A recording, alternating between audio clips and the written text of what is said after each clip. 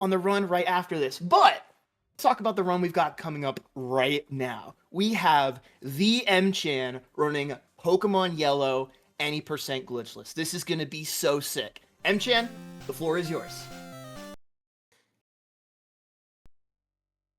Hey, what's up, everyone? My name is mchanty38, and welcome to Pokemon Yellow. Very excited to be running this game, and today I am joined with. Yeah, hi Kevin83. Welcome all. Great to see everyone joining on the stream, and excited to see M-Chan's run today. Alrighty. So I'm going to do a bit of setup here before we get started. Gotta set the options before we begin the run here. Typical for Pokemon games. Alrighty. And time is going to begin in 5, 4, 3, 2, 1, go. Alrighty, so this is Pokemon Yellow, Special Pikachu Edition for the Game Boy Color. It is the definitive edition of Red and Blue for the first generation of Pokemon. Most people who are familiar with Gen 1 speedruns are mainly familiar with Red and Blue, so you might think that Yellow might be similar, and it is true in terms of going through the story, but Yellow is actually very different. The beginning is actually different right off the bat, if you play Pokemon, you know that you have a choice between 3 different Pokemon. In Yellow, that is not the case. You actually start off with a Pikachu, and your rival starts off with an Eevee. And then your rival, also traditional in Pokemon games, your rival bases his team off of what starter you choose. In this game, your rival still changes his team depending on specific criteria. It's not immediately obvious, but the way it works is his team is based off of how well the first 2 rival fights go. Now, the second rival fight is optional, so that counts as a loss. So, if we win the first rival fight, then later on, the rival will evolve his Eevee into a Flareon. If you lose the rival fight, then he will evolve his Eevee into a Vaporeon. If you win the optional fight, then he will evolve his Eevee into Jolteon, but you're never going to be seeing Jolteon. In this fight, it doesn't particularly matter if we win or lose. Ideally, we want to win. That way, the routing isn't very difficult. The route's pretty hard with Vaporeon, but it's still possible. So hopefully we see a win here. Yeah, and one fun thing I love to point out early in these speedruns is the animation that happens when you encounter Pikachu just a minute ago is longer depending on how you have named your rival, because of a bug with them not understanding that you don't have any Pokemon in your party yet when you encounter that Pikachu. So when it goes to check what your first Pokemon in your party's level is against the wild Pokemon, you don't have a Pokemon. It goes off into garbage data, which happens to be where you were naming your rival. Alright, so we're just going to spam Thundershock and hope that we win. So, oh, crit's good. Tackle does, yeah, crit's pretty good. Okay, you're in good shape. You're in good shape.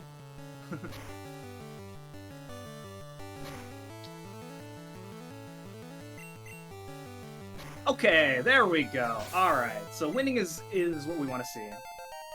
Do you buffer during like the HP bar going down, or do you wait to tap near the end? I do a little bit of both. Yeah, there's so many things that you can buffer in Pokemon Yellow. There's the fly menus. You can buffer, like if you hold down while doing fly and then press left and right, you can go to different cities faster than just pressing left and right alone. It's crazy. Yeah. Okay, Crazy. So as we go up and about through, we have to go through Route 1 a few times and go through these random encounters. Not much we can do about that. That rival fight is actually the only fight where we're going to be using Pikachu. If you've played this game before, then you know that Pikachu is not a very good Pokemon. And so if you've played this game before, then you might know that there's 3 different Pokemon that stand a significant chance against the first major roadblock that Pikachu would have, which is Brock. And that would be a Caterpie that you can evolve into a Butterfree at level 10. You can also get a Mankey that learns Low Kick at level 9, or there is a Nidoran male that will learn Double Kick at level 12. And out of the 3 Pokemon, the best of the 3 that we're going to be using is going to be Nidoran Male. Nidoran Male, as well as not even just on Brock, but like on like everything else, is such a busted Pokemon to use. So we will be quickly switching to Nidoran Male. So here's our first optimization here. I'm talking to Oak from behind. This looks really weird, but the reason we talk to Oak from behind is a bit of camera manipulation. Because coming up here, the rival is going to spawn on screen, and he moves really slow. And so by scrolling the camera further, then the rival will take less steps to move off screen.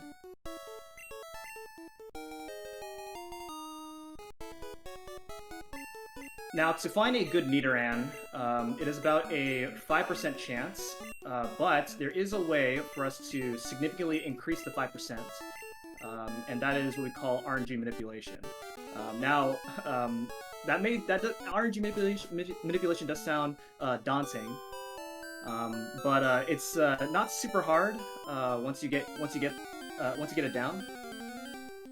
But I can still very much mess it up. So. Do you want to explain how RNG manipulation works? Yes, I would absolutely love to, M-Chan. So, Pokemon Yellow has a very, very flawed RNG system. The RNG basically is just taking a timer of how long the system has been on, and repeatedly adding that timer to itself or subtracting it to get 2 different RNG values. And because of that, there's 2 serious problems with RNG. One of them is that RNG state is not saved between runs. It restarts from the very beginning every time you restart the game.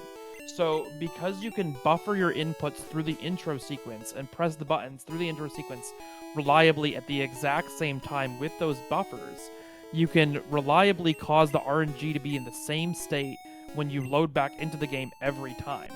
And then we can create walk paths that are different lengths or different directions to further adjust the RNG to be exactly where we need to get an encounter with specific stats.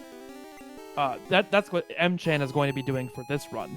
In other runs, you can also manipulate the RNG in real time to get specific Pokemon that you want. So there's 10 different encounter slots in every patch of grass, and those encounter slots effectively rotate cyclically due to the poor design of the RNG. And M-Chain just got very unlucky, got an encounter on the exact tile he walked into the grass. So, not ideal, but we know we're in a marathon. We're not going to care. Also, you got a beefy Pikachu there. Beefachu with that 20 HP.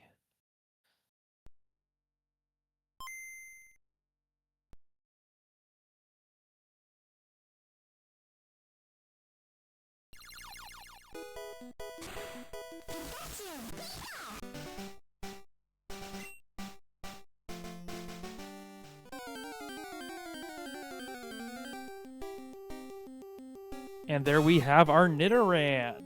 Level 6 every time. That's crazy. Okay, that felt really good, so hopefully that was good. Alright, it worked! I didn't even think about the catch, my bad. I should have been silent for a few minutes. Wait, does it manip the capture too? Sorry if I'm asking too many questions. No, but... you're doing great. Yes, we manipulate both the encounter and the capture because we can buffer the throw for the catch. Now the catch throw is okay. That's a good Nidoran. Okay, great. Good idea checking that. Even if even if you manipulate everything correctly there, that Nidoran can actually still be that Nidoran can still not be have good stats for the run to be viable. So I had to check the stats there to make sure it was good. And that's caused by the math that advances the clock in the game can cause different numbers of cycles to happen based on exactly at what point in the clock you are at. So there's a small chance that you cause the clock to roll over at the wrong time, change the point in the RNG slightly, and then get a Nidoran that does not have the correct stats.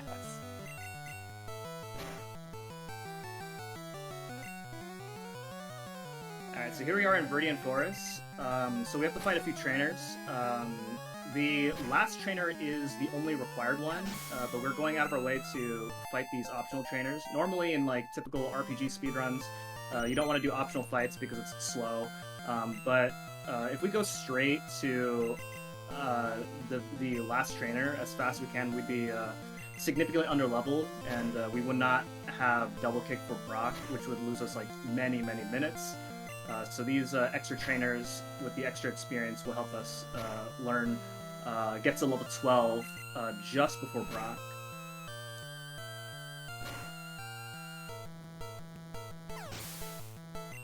So I'm using Leer on these first few Pokemon to lower their defense, that way a tackle can do more damage. Now, something that's worth noting about using Leer is if you land a critical hit, normally critical hits are good, but critical hits are actually bad when you're using Leer, because critical hits ignore all stat modifications. So you try not to get crits in these first few fights. Yep. You actually prefer not to get the crits. It's very annoying. Yeah. At least Alright, after a few hardens, you might prefer it again, though. Yeah. Alright, so this trainer is technically slower than the other optional trainer that is in this forest, but we fight this trainer because there's going to be another RNG manipulation that we're going to be doing after this fight that will manipulate the whole forest on top, and then also chaining it to a Pidgey encounter that we can use for Fly. Viridian Forest's encounter rate in yellow is pretty ridiculous, so this manipulation is worth doing. Yeah. When I did my routing for this game, this was the one thing that I chose not to route around, and the reason... Oh, that's a great critical That's hit a really right good there. crit, yeah. Yeah. The one thing I didn't route was this because in my routing philosophy, I had wanted to create more variance in the early game. And I'm going to be quiet from here because we do not want to mess with M-Chan's minute.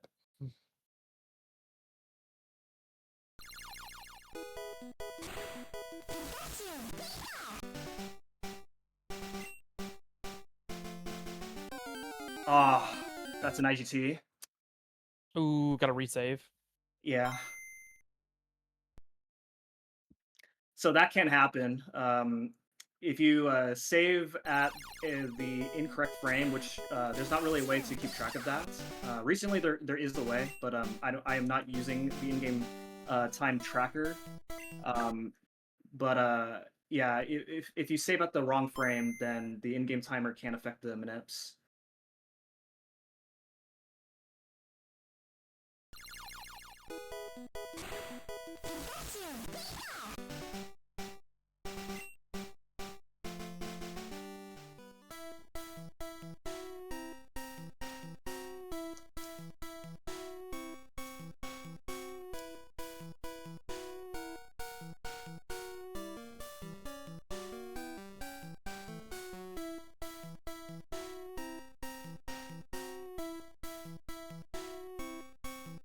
Alright, there's my encounter. Hey. Alright, so there is a YOLO ball here similar to what I did for Nidoran, but I'm not going to go for it. I am not very good at it, so I go for I just weaken it and then throw a Pokeball at it. I'm going to heal after this catch. Very fair strat for Marathon, too. Yeah. So, so it does look like with these manips that I'm moving in a very specific way, and that is true, but something else I'm also doing while I'm doing very specific movement is I'm also pressing A on certain tiles, and that adds lag to your movement because the game's trying to track a hidden item, and those A presses are very important. Yeah, the A press causes a 2-frame lag while it checks if there's NPC or item in front of you, and that 2-frame lag is very useful as one of the ways of creating variance to cause different manipulations. Alright, Alright, so this is the, like I said, this is the only required trainer. This trainer is really annoying in red because he has a Weedle instead of a Caterpie. And even if he did have a Weedle in this game, it would not be a problem because we're using Nidoran, who's a poison type that cannot get poisoned. Yeah, you have to swap train your Nidoran in red. Yeah. Okay, so we're out of the forest, and now we're going to heal up so we can get our power points back, as well as our HP if we've taken a lot of damage. And then we're also going to deposit our Pikachu, because Pikachu actually causes extra cutscenes, so we don't want to see those. He makes a devastating sound if you deposit him, unfortunately. So sad. No. I like Pikachu, but he's just not that good in this game. We've had a lot of people in chat reminiscing over the chonky Pikachu in this game, and I feel like some of them are going to be slightly disappointed by that decision, but in the name of speed. Yeah. Alright, so we're still not level 12 yet, so we're going to go ahead and fight this optional trainer as well. I'm also going to do a safety save, because I'm not very likely to die, but if I do die, then it's pretty bad. This guy likes to crit me, so just going to take the save in case in case he crits me a lot.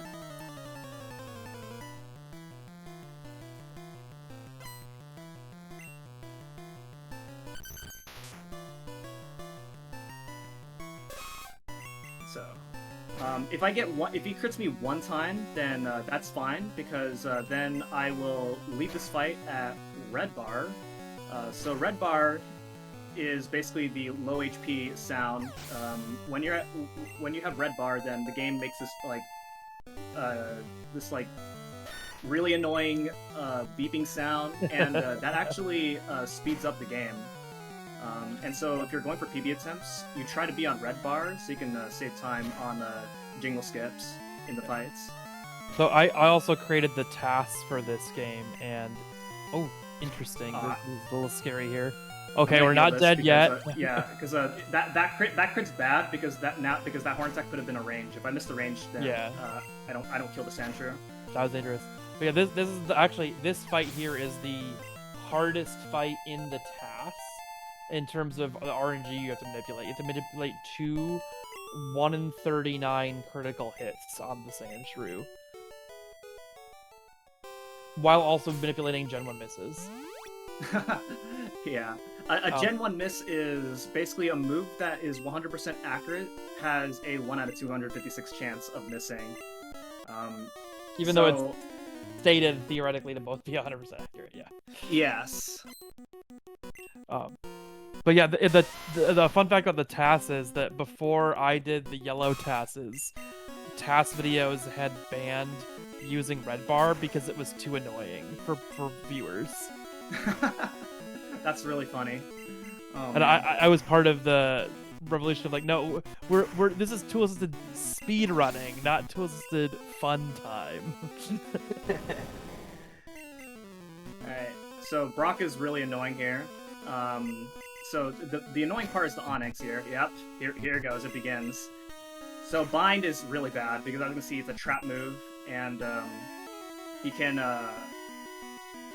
basically trap me for quite a while, and he traps me in between 2 to 5 turns, and I cannot act while I'm trapped in Bind. And because this Onyx outspeeds me, he can just keep using Bind, and I lose a lot of HP, and in turn lose a lot of items. That is really annoying, especially for grinding attempts. So this is definitely the first roadblock, even in attempts, even after you get double kicked for this fight. Well, extra safe there. I think you went an extra Leer just to be safe with the buy to take less damage. Yeah. That's really smart. Yeah. He did. I stalled three times because in order to play around the long bind, where sometimes he can take an extra turn to charge up bind. I want to say it's 50-50 to do 2 or 3 turns. Yeah. Wait, that's a thing? I'm sorry. Every now and then I hear a fact about Gen 1 games where it's just like, yeah, no, it worked this way. And I'm If like, you keep listening, you're gonna hear a lot of that. Yeah, Gen 1 is very different from the other gens going forward. There are a lot of very esoteric and weird bugs that speedrunners use in these games that are just completely unknown otherwise. Yeah. Alright, so now that we're done with Brock, we're now moving on to Route 3. Route 3 is significantly easier in this game in comparison to Yellow, mainly because we're significantly higher. We're significantly higher level, so we have a significantly less chance of dying. But you can still lose quite a bit of time. There are some fights where you can lose quite a bit of time with not much you can do about it. This will also be a good time. Now that we got our first badge, you want to talk about how badge boosting works? Yes, so the 4 trainers of Brock, Surge, Koga, and Blaine give boosts to your stats. So Brock boosts your attack by 9/8, Surge boosts your speed by 9/8, Koga boosts your defense by 9/8, and then Blaine boosts your special by 9/8. Now, I think actually, I think I just said what they're supposed to be. In reality, Surge boosts your defense by 9/8, and Koga boosts your speed by 9/8, and the text in the game is also wrong. But in addition to the text in the game not matching what the boosts actually are, or even what thematically makes sense, because Surge is supposed to be like this like speedy lightning guy, right? The badge boosts have a serious bug that if anything causes stats to change during a battle, the badge boost gets reapplied. So if instead of just 1 9/8 boost, if you get leered, now you have 2 9/8 attack boosts. So there's certain scenarios where we actually want to have our stats changed because we will suddenly be able to do more damage. And we can set up for ourselves by using X items. So if we use an X speed, for instance, our attack will be higher later in the game. Or our speed will be higher if we use an X attack or X special. Yeah, so in the case of some of these Pokemon using String Shot, that actually is boosting our attack. Yeah, 9/8 times the base number. So if it would be something before, it's now 9/8 times that. While we're handling this bug catcher, would y'all mind if I stepped in with a message? Go for it. All right, so we actually had a very generous $38 anonymous donation come in. It says, "Yo, we doing Pokedex donations? Donating for a Gen 1 favorite number 38, Ninetales." And I absolutely agree. I want to hear y'all in the donations, or even just in the chat if you're just watching live. I want to hear about your favorite Gen 1 Pokemon. Or shoot, if you want to go later Gen, absolutely go for it. Let us know what your favorite Pokemon is. Yes, please. I want to hear. I'm a big Breloom fan personally. I grew up Breloom. with Okay, one. good choice. Good choice. That's my goat. Unfortunately, lots of weaknesses though. Due to its typing, yeah. But yeah, I like Breloom. My favorite personally is Mudkip. That has to be up there. We're all of the same era then, because I played Pokemon Ruby a ton growing up, and Groudon is probably one of my favorite Pokemon in the game. Oh yeah, for me personally, I was a little too little, so I had to like climb over my brother's shoulder while he played Pokemon Sapphire. It's just like one of these days. Yeah, I grew up a lot with Gen 4. Oh, that's a really good crit right there. I grew up with a lot of Gen 4, so I have a massive soft spot for Diamond, Pearl, and Platinum, as well as Heart Gold and Soul Silver. Okay, so we're coming up to the final manipulation of the run, which is Mount Moon. It's the hardest one, the longest one. Basically what I'm going to be doing is I'm going to go through the entire dungeon without any encounters. It does sound crazy. Fortunately, if this goes wrong, then it's not as important, but I would like to be able to successfully pull it off, so let's go. You got this.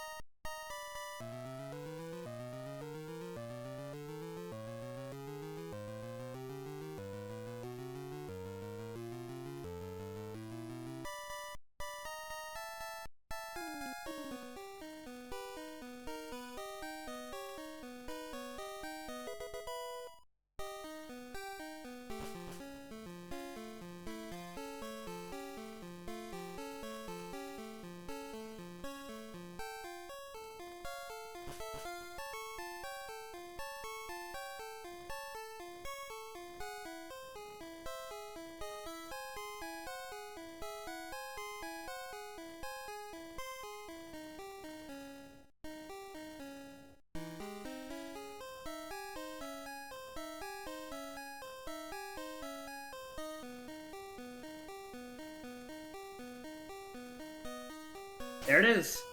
Oh my goodness. Let's go. All right. Oh. that is really hard to do. I'm Oh man.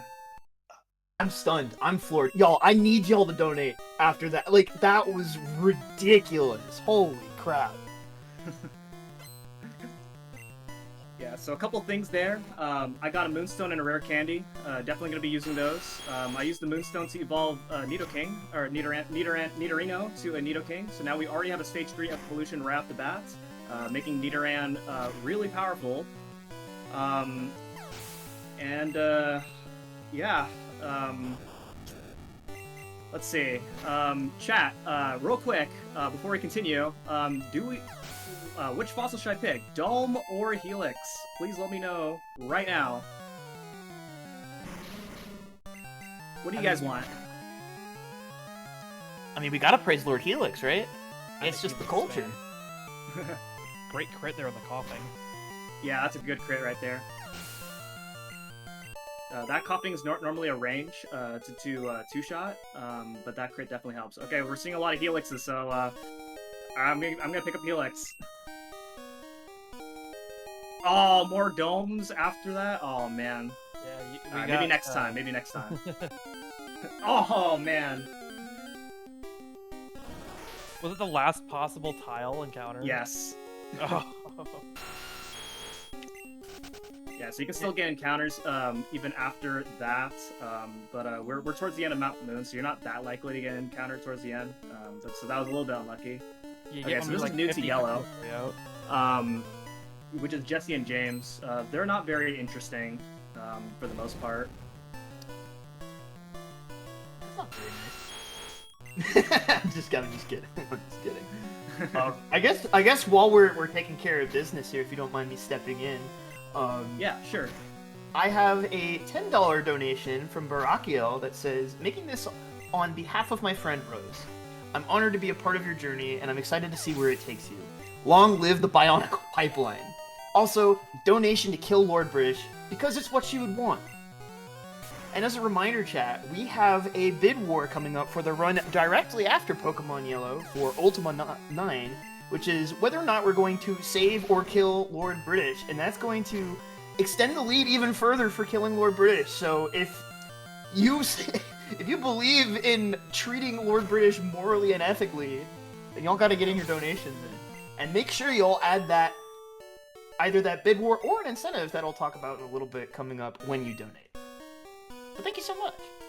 M-Chain just got another sick crit there while they were doing that donation read on the coughing. Yeah, Double both those coughing coughings are normally like really unfavorable ranges. So yeah, and by the way, when we mention ranges, it means that not every move does the same amount of damage. So like sometimes you can one-shot a Pokemon in some attempts, and in other attempts you barely miss the range, and then you just waste time.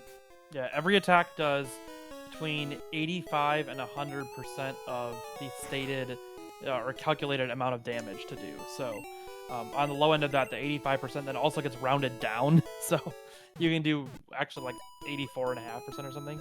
And that kind of rounding, the 8-bit rounding that happens in Pokemon also is why, like, you've probably thought for a long time that the move Tackle is not actually 95% accurate. Well, you're right. It's like 94.2% accurate or something. So it actually misses like 20% more often than you'd think if it were 95% accurate. Alright, so going back here to get the rare candy, and now we're approaching the next rival fight. So this is a pretty notorious fight, both in Red and Blue and in Yellow. In Red and Blue, you're just very likely to die, but in Yellow, this fight is you don't really die in this fight, but you can just straight up waste time, like minutes, because well, the first Pokemon's Spearow, which the thing that can go wrong against a Spearow is Spearow can either use Fury Attack, which is waste time, or it can use Growl, which sets us up pretty poorly for the rest of the fight. And Growl is bad because the next Pokemon he's going to send out is going to be Sandshrew, who has Scratch and Sand Attack. Sand Attack will lower our accuracy by a third, And if if the Sandshrew gets a bunch of sand attacks in, then that can be really bad. And it begins. All right, just hits. Oh man. Oh no! Oh man. All right, I'm gonna do this. Swapping not a bad idea in a better spot. Yeah. So I just gotta hope that he scratches my Pidgey, so that way I can switch back to Nidoking and get my accuracy back. So that is really unfortunate, especially for attempts. When you're on a really good run and then you get to this point, then you just lose all that pace usually. That is a pretty good crit right there. Amazing. Okay, Recovered. Rattata don't have to. Oh, that's a Gen 1 miss. Oh Gen man. 1 miss. That is not because of the sand attack. The swapping back and Yeah. forth got rid of the sand attack changes. That was a 1 in 256 Gen 1 miss in a marathon. That's crazy. I can't believe I got it that early. Okay, so then the Eevee also has sand attack. If you do not get a high roll on double kick, then Eevee will survive, and then we'll have a chance of sand attack. So that's 2 Pokemon that can use sand attack. So a lot of things that can go wrong in this fight. You got to see a small example of how wrong this fight could go. So there we go, and now we're moving on to Nugget Bridge, which is pretty much a gauntlet of a lot of trainers back to back. In yellow, it's really chill because we're much higher level, and in red, it's actually very different because you have a move called Mega Punch, which is 85 accuracy, and then also, addition to that, you would have a trick known as Incensex. Incensex does not work in yellow. That's one of the most common questions asked when watching a yellow speedrun is why don't we use Incensex here? That's because it doesn't work in yellow. So that makes Nugget Bridge like really, really, really easy in terms of surviving. So yeah. Devs patched it. Thanks, Yeah. Dev. Yeah, so the thing that makes Incensex really bad in this section is depending on how your rival fight goes, you could end at like really low HP, and the thing is like in red, if you have Incensex, then you try your best not to open any menus because it breaks the Incensex. So even if you're in a situation where you like need to heal, then you really don't want to in an attempt to save Incensex as much as possible. But here in yellow, we don't have to worry about that. Yup. Yo, can I step in real quick? I have some very, very exciting news. All right, go ahead. We just had a $389 donation come in from Lilac, who says, donating for that manip. Also, my favorite Pokemon is Torterra. I had a jolly female Torterra once in a Nuzlocke that I completed, and she was the best. And not only that, we have also reached $1,810 raised for Point of Pride. I cannot believe it. But that, we also met the incentive tomorrow for the All-Ending Showcase for Bears in Space. I am absolutely blown away, y'all. Thank you so much for your generosity. It's really awesome. Keep it up, everybody. This is still the first day, so there's still a lot more weekend left to go. Also, that game that you just mentioned, Bears in Space, that sounds amazing. Would you believe me if I told you it was a first-person shooter? M-Chan here is rare candying up from level 21 to 23. It happens to be a really good breakpoint where you just barely hit level 21, so you can very efficiently use 2 rare candies at that point. And then you get to level 23, which gets you Thrash, which makes the rest of the game much easier because Thrash is very powerful. Yeah, so the way Thrash works is it is a continuous move. So as soon as I use it once, then I don't have to keep reselecting it again for another 3 or 4 turns. It is 50% chance whether I get the 4th turn. So in these fights here, you try to route in Thrash to where if you're going to win a fight within 3 turns or less, then it's worth using Thrash. Mm-hmm. It's actually mostly a PP saving technique. Even at 3 turns, you are technically still losing time using Thrash because of the really long windup on the first turn. And in an RTA context, you can't ever guarantee the 4th turn of a Thrash. Yeah. But it is so efficient on your PP usage that you save a ton of time in using fewer PP items and using fewer Pokemon centers. And hopefully, if all goes well, there's one required fight where we do have to hope for a 4-turn fight. Sometimes 2 or 3, if the run is really bad. But ideally, there is one fight where we have to rely on a 4-turn fight. So more to that later. Alright, so we reached the end of Nugget Bridge. We gotta fight this Team Rocket guy. He's or at least this trainer is disguised as Team Rocket. Not very nice, but he does give us a nugget, which we're gonna be using for selling. And then after that, we're gonna get the Charmander. So in yellow, you can actually get all 3 of the starter Pokemon. We're only gonna get Charmander because the other 2 Pokemon are basically specific criteria that you have to meet and are just not worth getting. You can technically get Squirtle, but Squirtle is just barely a few steps away. And then also Squirtle comes with like 3 moves, or at least for a water Pokemon. And there's one coming up later that we get that's only 2 that comes with 2 moves. So this is also the point right here where if you won the first rival fight, then you have to do something different depending on your situation here.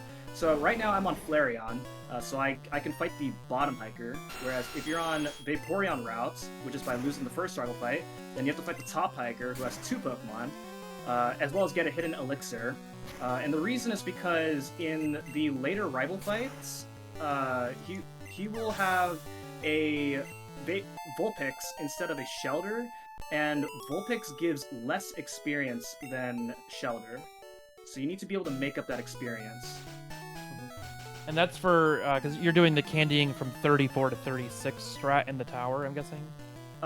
Yeah. So yeah, for this specific route that I'm using for the marathon, it doesn't matter. But in normal PB attempts, that does matter. Got it. Have you ever done the boat candy strat? The gentleman candy? Yes, I'm going for the gentleman candy for this run. Oh, you're doing that for this run? Okay, yeah, that makes things a lot more consistent in marathons. Yeah.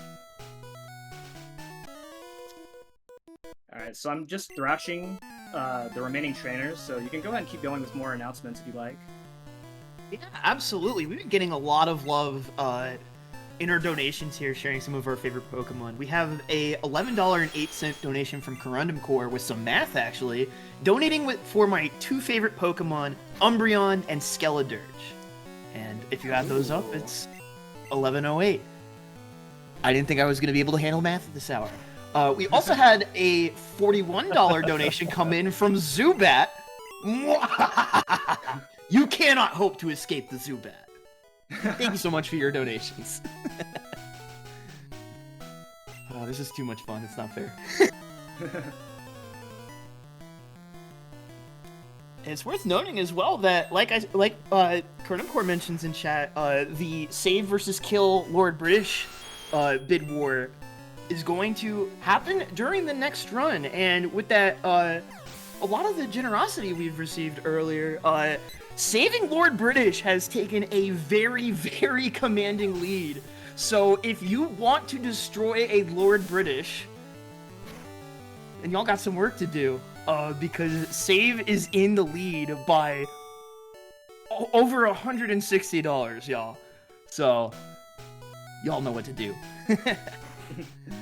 Alright. So I guess we can talk about... Oh, by the way, this is the first point of the game where if you kept your Pikachu up until now, then this is where Pikachu would be like, what the heck is going on here? So this alone it makes depositing Pikachu worth it. But I guess we can talk about Misty. That's the next gym leader coming up. So when I first got to Cerulean City, I could have technically taken on Misty. There was nothing stopping me other than the fact that I would be way, way under-leveled, so it wasn't worth fighting Misty the first time I was there, unless you can do that fight the way the task does it. Good luck on that, if you do. So, so Misty has Starry and Starmie. She also has what's called Smart AI, which means that Pokemon will always use super effective moves. So Starmie will always use Bubble Beam and Water Gun, even though it also has Harden and Tackle. And the fight itself is easy to execute because all you do is use Thrash. But the thing that can go wrong is that Starmie can use Bubble Beam. Starmie also likes to crit us. And if Starmie does use Bubble Beam and Speed Falls us, lowers our speed, then we are slower than Starmie. And the fight can go really poorly in that case. So I'm guessing you're gonna be saving before Misty? Yeah, definitely saving. And I'm also gonna heal because I do not like my HP. So, but first I gotta get past this trainer right here. This Golden can be annoying if it uses Supersonic. So hopefully we don't see Supersonic. Ideally I want to see Tail Whip. Peck, okay, that's fine. Not fine with the critical hit.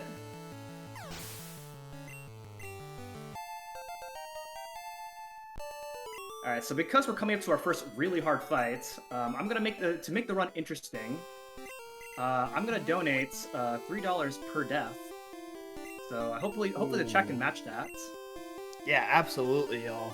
Oh my goodness. Playing fire a little bit, I like it.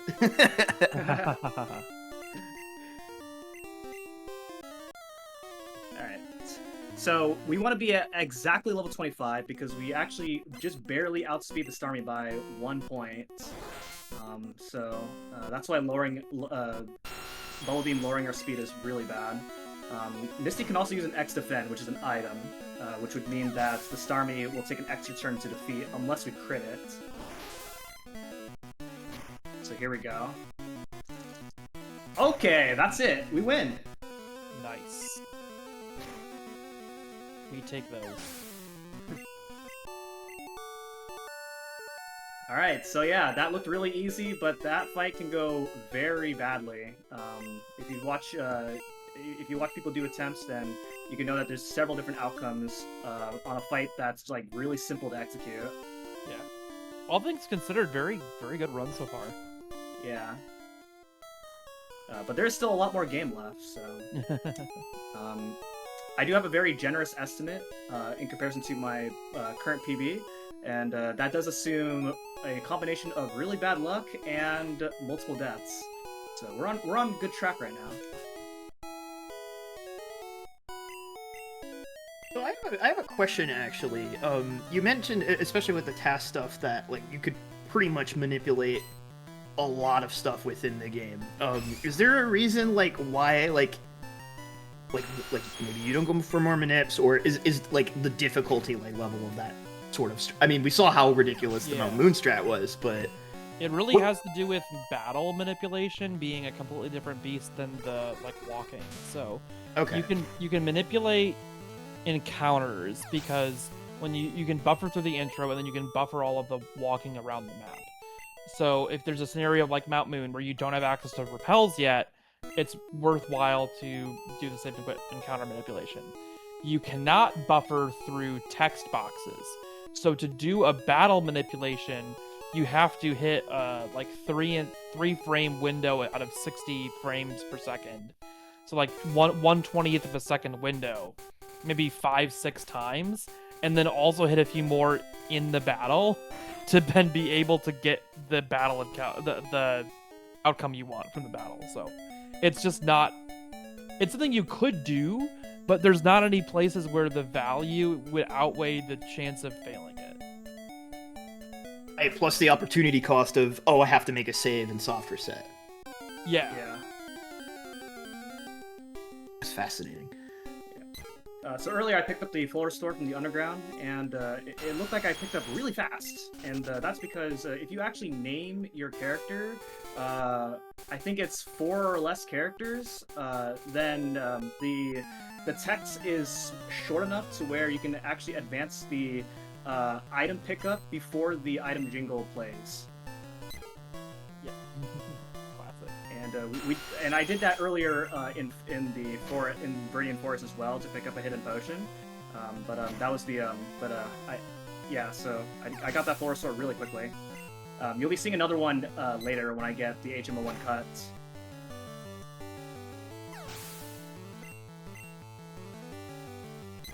Alright, so just a few more trainers here where I have to just use Thrash. Some of these Pokemon you have quick attack, which you know, could be pretty bad, generally you're not that likely to die here. And then after that, we're gonna go into Vermilion City and do our first shopping.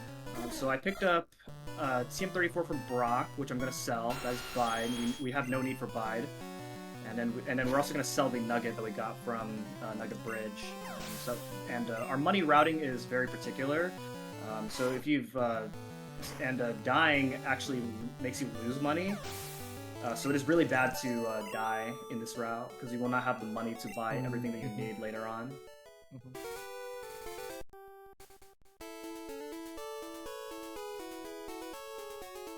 Alright, so we're gonna go ahead and sell the Bide TM, as well as the Nuggets, as well as buy some Repels. Gonna buy 3 of them. It is technically faster to not get Repels if you can get no encounters, but good luck with that.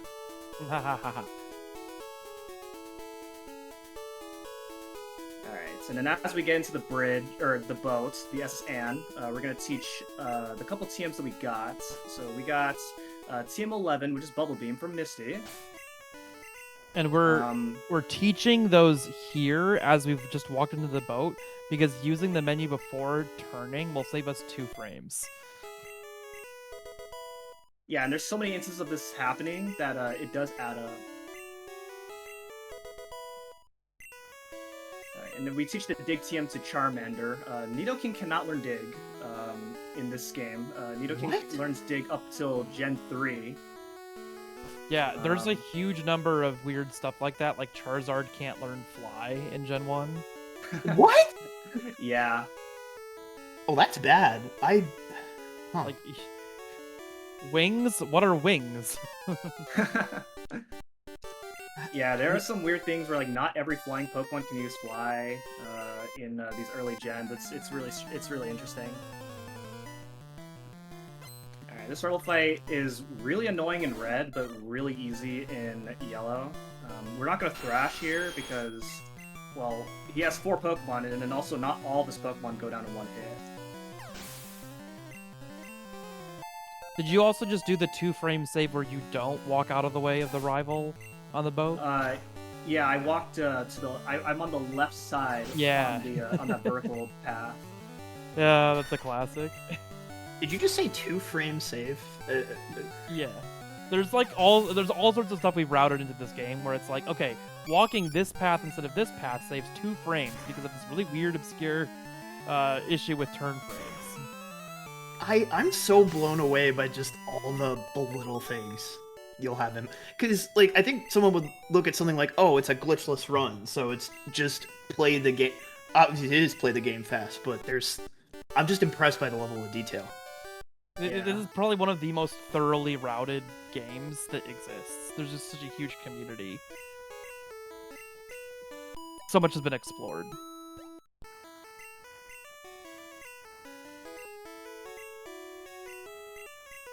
Okay, and there you go. So that's the other thing right there. I got the HMO1 cut for really quickly. It can still play if you let it play out, but I just advanced the text box really fast because my trainer name is 1 letter. Alright, so now here, normally in attempts, I would actually not go here. This is a completely optional trainer. And the reason I am going here is because it's mainly just to get a few extra levels for the sake of consistency for, you know, the marathon. Because our next fight is Lieutenant Surge, and this extra bit of experience will reduce the amount of things that could go wrong in Surge, and it will also make the next major route right after Surge considerably easier. So fought the gentleman there. I'm gonna go ahead and get the rare candy, so I can be at level 29. Now the thing that makes Surge really hard is without the extra experience, his only Pokemon is Raichu. Raichu can actually outspeed us, but on level 29, we actually outspeed the Raichu. So it reduces the amount of things where where the fight can go wrong. The fight can still go wrong, but not very likely with these extra levels. So yeah, Raichu can crit, Mega Kick. Mega Kick does a lot of damage. It also has Mega Punch. That can also do quite a bit of damage as well. He also has Thunderbolt, and you do want to hope for like either Thunderbolt and X Speed. So yeah.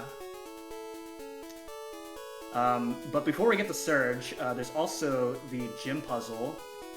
So the way the gym puzzle works is there's random trash cans where you have to find the first switch, and then the second switch can have varying percentage of being next to the first can or on the top left can, or it can sometimes be 0%. So that can be fun. Yep. I don't even know it. I don't remember when you started playing, but I also routed the current order in which you searched the cans. There is a extremely small time save by going up the center and then to the top right and then down and back to the left cans. Back in the day, people used to start by searching the bottom left can, but if you do that, you basically are just throwing away the 2 steps there and back at the beginning.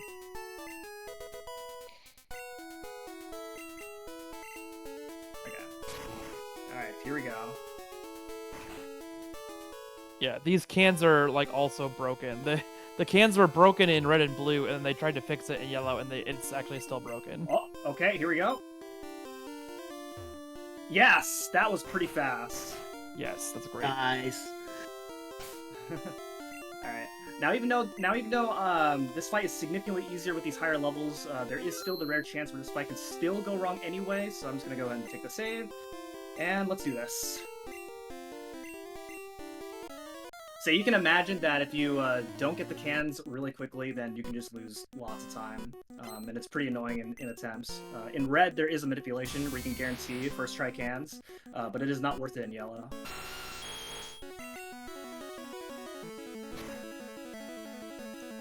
That's a good crit right there. Oh yeah. Okay, the Mega crit's punch. fine. Alright, we win.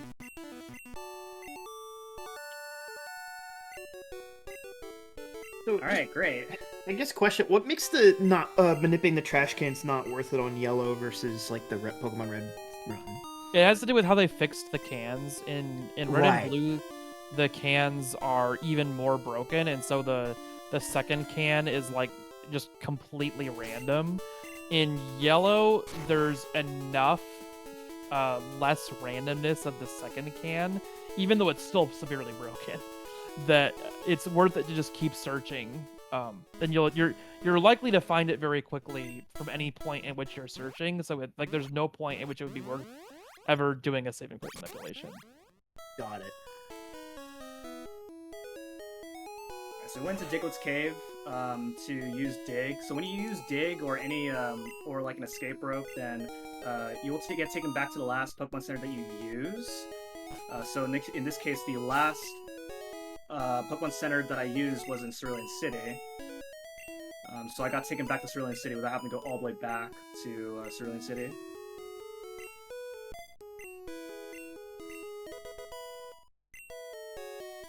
Alright, so the run's been pretty good so far, so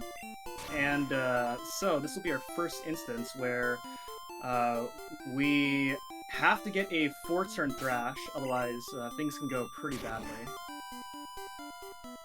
So we'll see what happens here.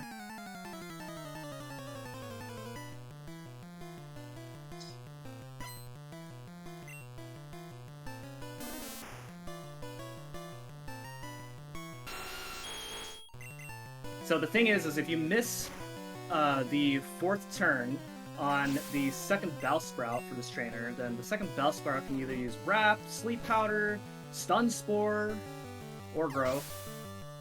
And what you don't want to see is Wrap or Sleep Powder or Stun Spore. Yeah, You don't want to see Eminem popping up, the rap god. Yeah. Okay, we got it. Let's go. Yeah. Nice. Oh man. Ooh, and a crit. Yeah, that crit actually wastes time because it is going to be a one-shot without it. So it's one of those like optimizations, in, in a typical Pokemon run. Some crits are crits are usually good, unless you get a crit that you don't want.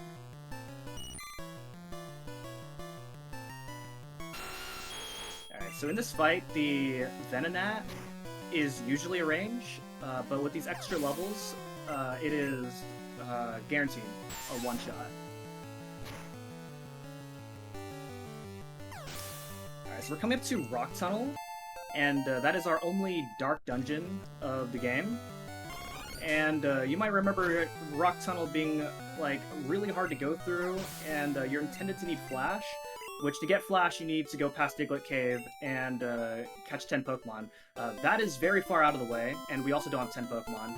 But fortunately, in this game, you can still see the walls around you, so it's not too bad to go through, but you also cannot see the trainers, so you have to be careful with how you move, otherwise you might run into an optional trainer that you don't want to fight.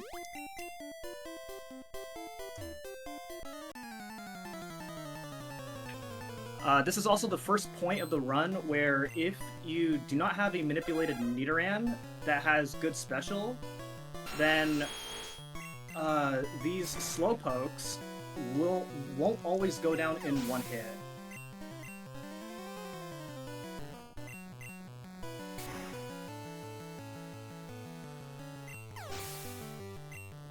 This is also the point where if you're like normally in PB attempts, I would actually do some strats where I would actually manipulate my HP into red bar so I can be at low HP and save time on Dingles. Because this is a very long stretch before we get to the next city, where we try to keep red bar for as much as possible. It can be very risky, but for the sake of the marathon, I'm not going for red bar. Yeah. I did a theory RTA task once that was like what a human would do at every point if they had perfect control of the RNG, and it turned out in my theory I was like, actually we're not going to play for red bar at all because the healing, the time using items takes so much time in many places.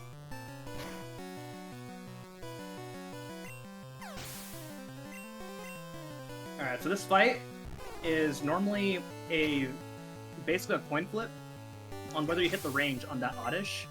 We call this the Oddish Trainer because a lot of the times you miss the range on the Oddish, and then the Oddish can just massively troll you. But with these extra levels, that is a guaranteed one-shot. So I used a repel. You probably saw me use a repel before the repel wore out. And that is so it refreshes the repel step count. Repels prevent wild Pokemon encounter for 100 steps, and I refreshed to 100 steps by using another repel. That is only a Gen 1 thing. In every other gen, you have to wait for the repel text to show up, where it says repel's effect wore off, in order to Before you use can another use repel. one. Yeah. Yeah, but in Gen 1, you can use a repel before the text shows up, and it does save time. You don't need the full 300 steps in Rock Tunnel. That was some really solid biking so far, dude. Good stuff. Yeah, there are like maybe 6 spots where if I'm on the exact wrong tile, then I hit an optional. And hitting optionals at this point is really bad because that messes with the XP route is very particular in this route. Yeah, I don't think I mentioned it when we were talking about the badge boosts, but when you level up during battle, it clears out any of the extra badge boosts that you have. So you go back to just having one extra stat times 9/8 boost, and that's very bad if it happens and you're not expecting it to. So a lot of the routing in this is about, okay, we're going to start this battle with this certain level of experience, and we're going to gain levels only once we fought the Pokemon that were faster, that we are close to not being faster than.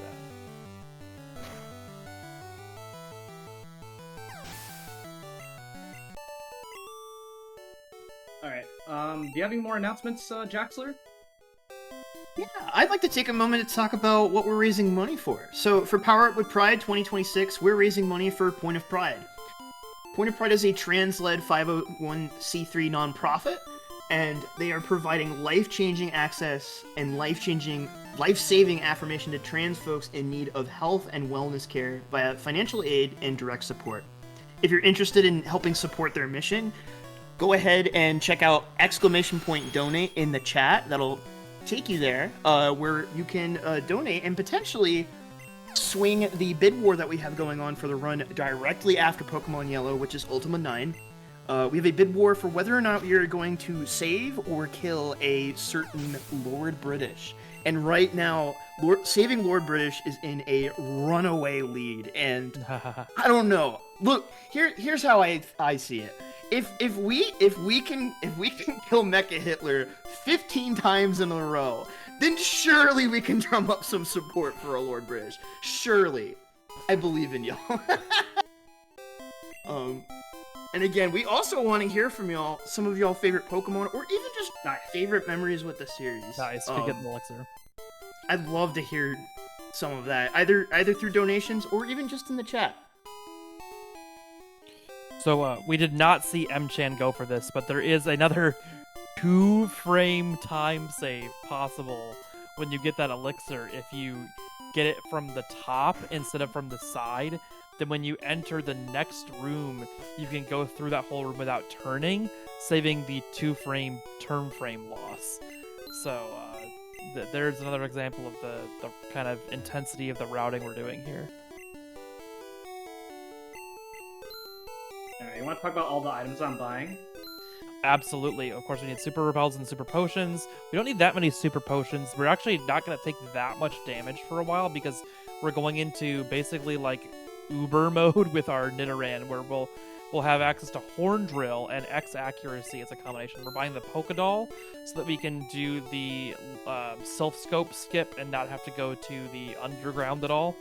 And by using the Pokédoll on the Marowak Ghost in Lavender Tower. We're buying a Soda Pop to get through the areas of the guard towers between the cities. And I mentioned X accuracy and Horn Drill. In Gen 1, X accuracy does not increase your accuracy. It removes the concept of accuracy from the game for you. So it's very helpful. We're also buying these TMs for... was that you bought Ice Beam and Rock Slide? Yep. So we're buying Ice Beam here instead of getting Blizzard. Ice Beam is going to be a much more consistent way of doing for a marathon, killing things like Erica's Pokemon. There's some Pokemon later like the Golbat, I think, in Agatha, and the Drachinis, or I think it's Dragonairs that Lance has, yes. So there's tons of places where we're going to need an ice move to get through.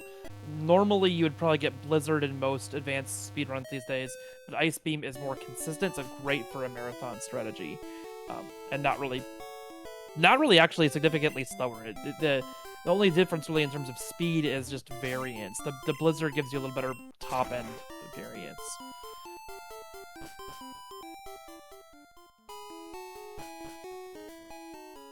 Little extra optimization there. You don't have to go to the top portion of the building there. You get warped to the top portion of the building. It is faster to bike to that building there by like 7 frames or something than it is to walk there. There's just so many little optimizations. But yeah, that's a yellow thing, and that doesn't work in red. I think it has to do with like the color lag of the engine, that like just the overworld stuff can be differently timed. It's very strange stuff.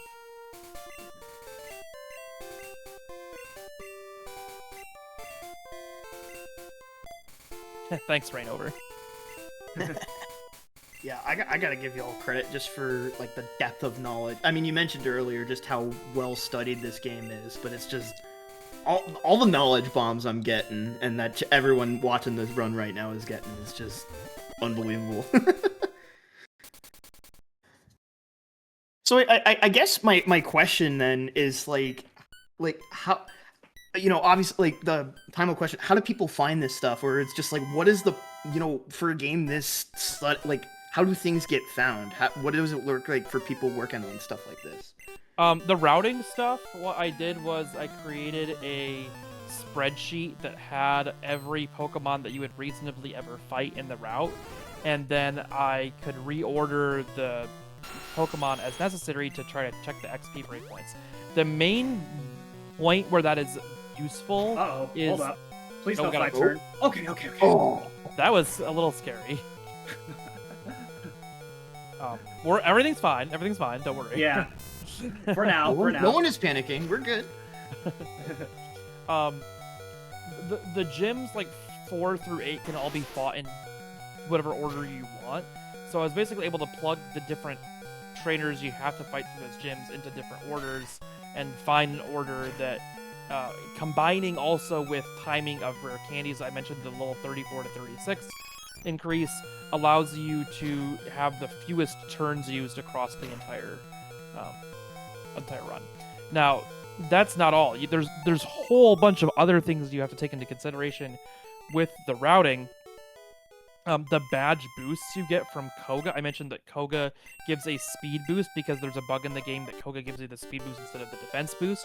So rushing Koga becomes much more helpful than sometimes going to the other trainers. M-Chain, are you gonna thrash the first trainer in Koga, or do you erase thrash by then? Earthquake and then Thrash.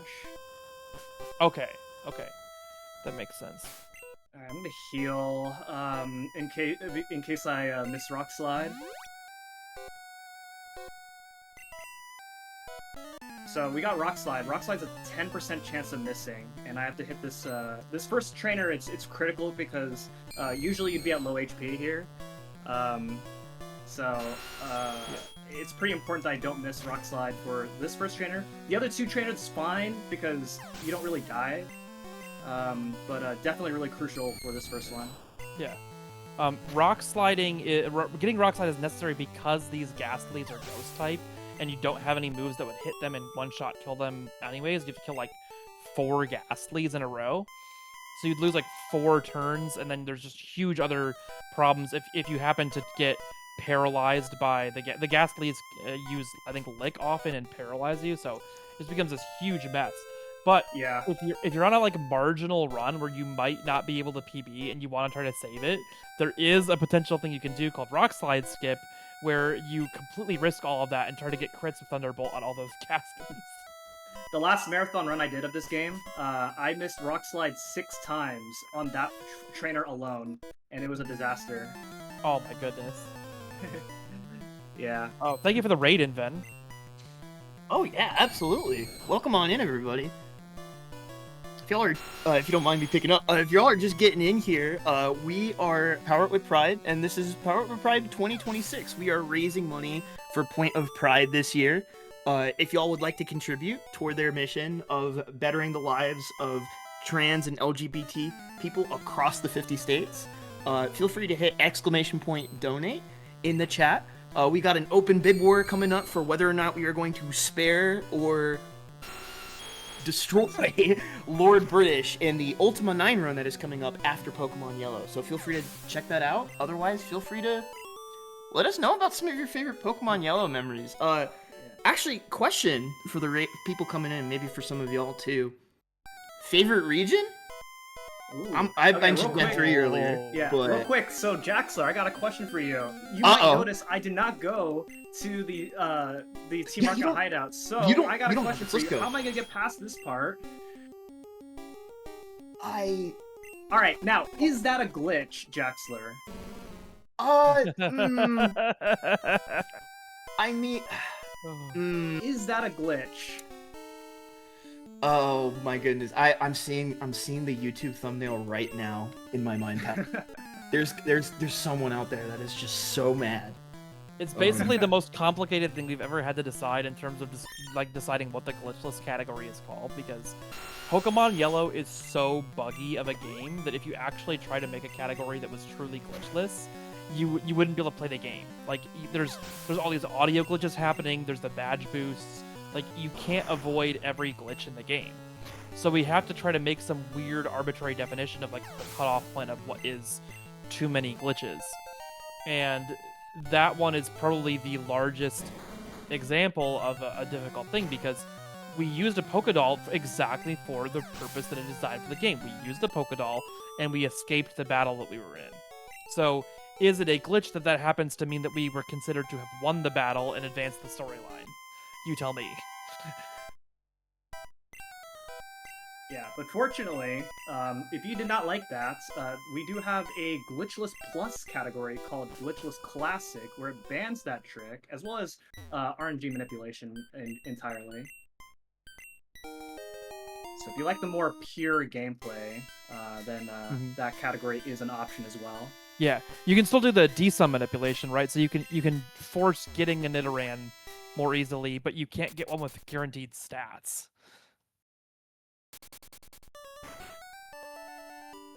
And you'll see something a flyway point or digway point here again. Correct me if I'm wrong as well. Didn't we mentioned the instant text? I know it's not in this game, but wasn't that also a point of discussion as well? Or am I misremembering? Oh yes. Yeah,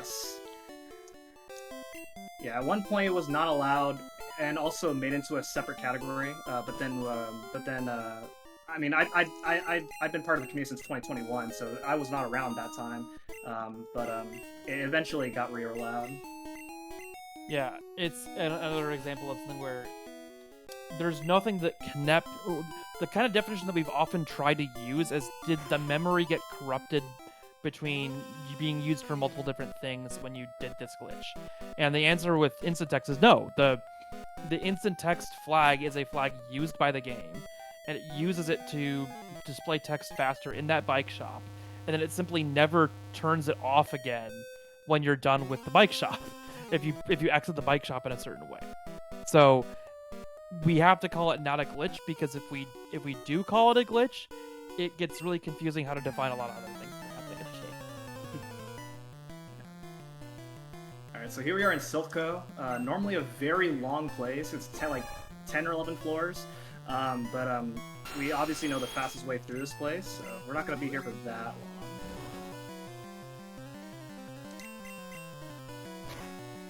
So you might notice the past few fights I've been using an X accuracy and horn drill, and we don't do this for every single fight. One of the major drawbacks of horn drill being so powerful is it has 5 power points. So not every fight goes this way. We do get a lot of PowerPoint healing items to refill Horn Drill PP. Yeah, basically anywhere where we can one-shot with something other than Horn Drill, we will do that, because we need to conserve the PP. Yep. Alright, now we gotta do a bit of menu here. I fought that optional trainer for the Earthquake TM, because Earthquake is really powerful, and also Nidoking will get the stab bonus for, which is known as same type attack bonus, along with the 90 base power that Earthquake already has on it.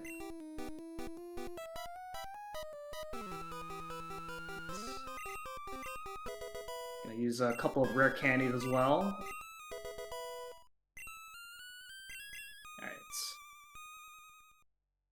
In the normal route, without the extra experience, I would actually delay that menu, delay the rare candies, but I can use the rare candies here, be a slightly higher level. This is actually the point where the normal route and the Gentleman Candy route, in terms of experience, starts to catch up with each other. I love the phrase "Gentleman Candy route." There's something about the way that it is phrased that makes me giggle. I just called it Gentlemandy back in the day. Gentleman, that's awesome. Oh my goodness. I started speedrunning Pokemon Yellow in 2016, so it's been quite a long time for me. That's wild. I'm curious, M-Chan, actually, because I for the longest time I've known you for stuff you've done with like some Zelda games, like Link's Awakening. So how did you get into Pokemon Yellow speedrunning of all things? Oh yeah, so I got into Red first, and then later on in Yellow, and then later I got into Yellow. I got into those games just by coincidence, basically. I watched GDQ, and I saw the glitchless run. I saw some glitchless runs on GDQ, and I thought, wow, Pokemon speedruns are actually really cool. So I decided to give it a try, and I ended up really enjoying. Yellow in particular, and just kind of stuck with it. We have a really incredible community in Pokemon speedrunning. There's dedicated communities for basically every Pokemon game, including every side game that you can think of.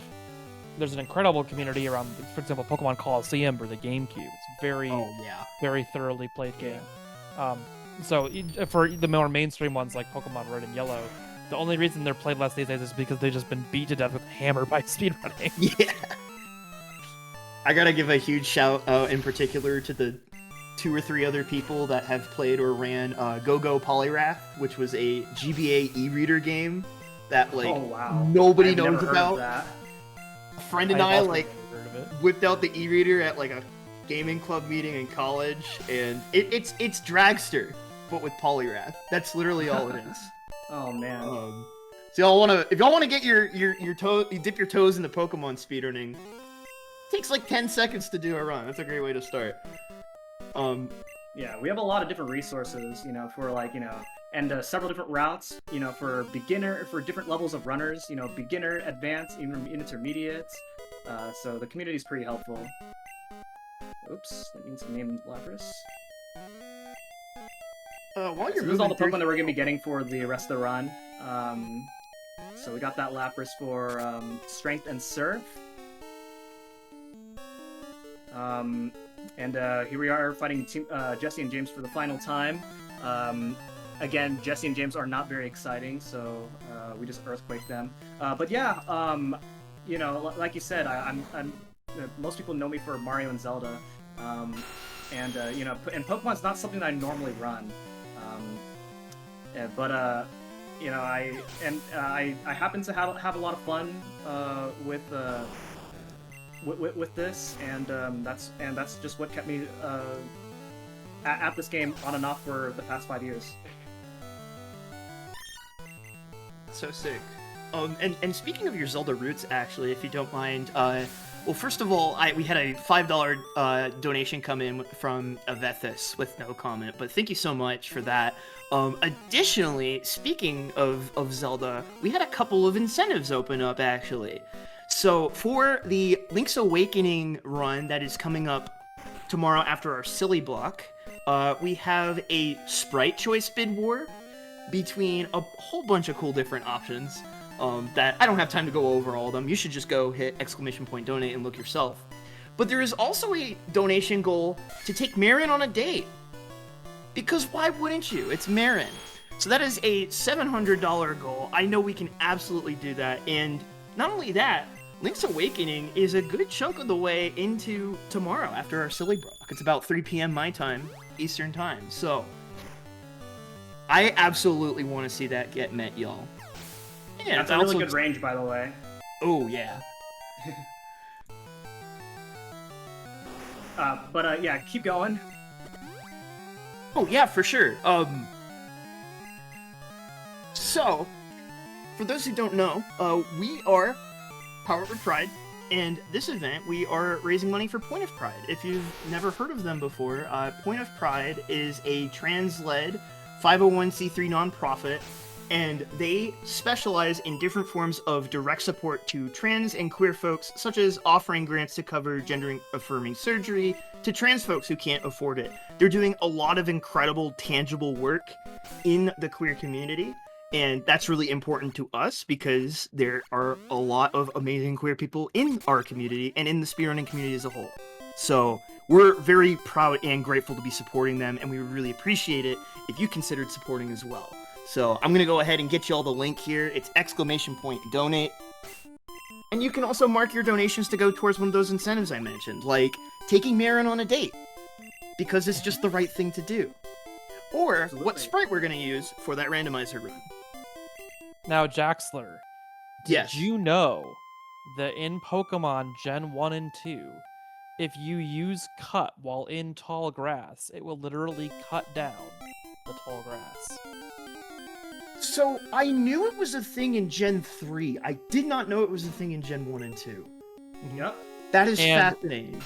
About 5 or 6 years ago, I was just completely joking one night about like somebody said something like, "Hey, like everyone knows that was a thing." It's so obvious. Like I had never known that was a thing the entire time I played Pokemon until somebody mentioned it offhand one day, and so I was like, I didn't know that. I made a Also, tweet fun about fact, it. obviously there's no webcam, but I actually am not holding the controller at all. It goes down automatically here. Yeah, on the biking road. Yeah. But I said that on a tweet that like I didn't know this was a thing, and it blew up and got like tons of likes, and then it blew up so much that some people in the speedrunning community started routing it, and they found a place in Gen 2 where it is now part of the route to use cut on grass to avoid getting encounters. That's so cool. Cause when I was a little kid, I did it by accident, and I was blown away because they had like a whole animation for it. But I didn't even realize it. I thought it was just a Gen 3 thing. That's very interesting. But I always love it when those like accidental things happen. There's a game that I ran that has a very tight money routing requirement, and there was just like an Easter egg that you can trigger that we found out about through like a Japanese like equivalent to like a Game Informer magazine, and it saved like a minute and a half.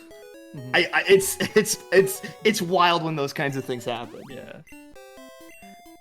Alright, so here we are in Safari Zone. We don't need to catch any Pokemon here, so we just gotta go straight to the end and get Surf. So I'm gonna get the Forest Store. There's a Forest Store I'm gonna be getting here, so I'll be picking that up. Also, while we were going through Silph during the rival fight, that is the first fight where the rival did start to evolve his Eevee into Flareon or Vaporeon if you lost the first rival fight. So that is the point of the run where the routes do start to diverge. The other example is in Cycling Road, there is a PUWP that I could get on Vaporeon and use it on Hornbill, so that Hornbill can actually have 6 power points. Because there is a fight later in one of the rival fights later on where you actually use Hornbill 6 times, because that is just how the fight works in that route. So yeah, at this point the two routes start to diverge here. Alright, so we got Surf, and we can leave. So we're gonna go ahead and dig out of here, and we're gonna be finally taking on our next gym. If you've actually paid attention, this is the longest stretch of the game where we did not do a gym fight. Yeah, I was about to say. Yeah, so this is the fourth. We're doing this as our 4th gym now. We're actually going to be taking on the Saffron City Gym, which is a psychic gym. So you might be wondering, I have a Nidoking who's a poison type. Psychic is strong against poison.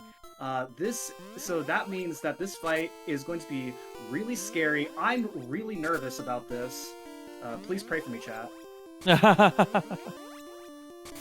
Chat, send us your energy. Yeah.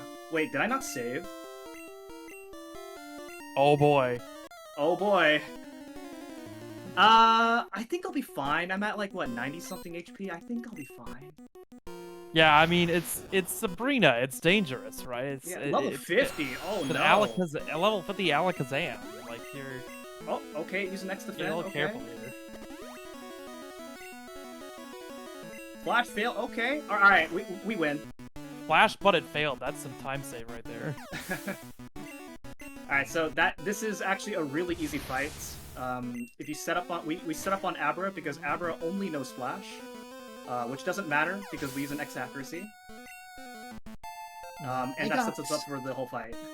I got so bamboozled. No, we were completely joshing you there. Like this is the most free fight in the entire game because you can't Gen 1 miss. Oh, that's right, because it removes the concept of accuracy. Yeah. Yeah, and Jackson, you're asking about like how do we find tricks sometimes. I'll give you an example of an accidental one we did that I found. The fast options trick in Pokemon Yellow is completely useless in Gen 1. There's some reasons you might use it in manipulations in Gen 2 before the game even starts. But what it is you press the left button at the same frame you press the A button to enter the options menu, and it shifts all the options left by one as you enter the options, because it doesn't clear out the state of your controller as it's rendering each option. So it's like, oh, I need to render this option, I need to move it to the left, I need to render this option, move it to the left. So you can set all your options faster by doing that than by going into the options and clicking them one by one. However, there's an extreme downside of this, that it sets your earphone mode to earphone 3 from mono. So if you've ever listened to the game in the headset, it sounds horrible. Oh no. But that was found completely accidentally, and I just happened to accidentally press a directional button the same time I pressed A to open the options. And the video of me finding it is just it breaks my brain. I'm like, what is happening right now? What happened to my options menu? I love the process of something like that happening by accident, and then the process of reverse engineering it to figure out, okay, now how do we do that again? Yeah, the post of, guys, please explain to me what the heck I just did. I'm so confused. Yeah. Jarvis, please summarize what I just...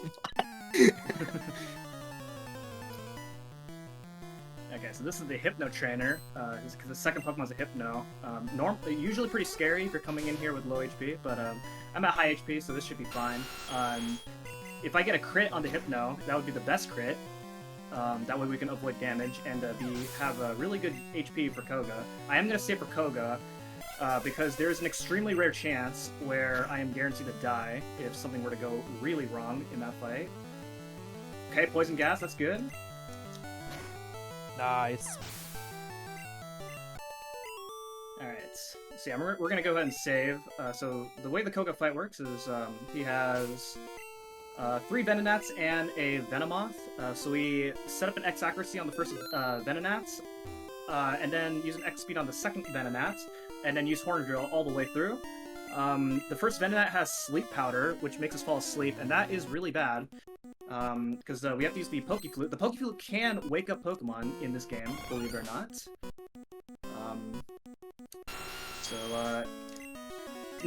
Now also, Psychic can lower our special, and if we get critical hits and special fall simultaneously, then I am guaranteed to die, because at that point I'll be heal looped, and then it is not worth playing the fight out. We didn't see that this time, so we win, hopefully, if I don't get crit. Okay, we're good.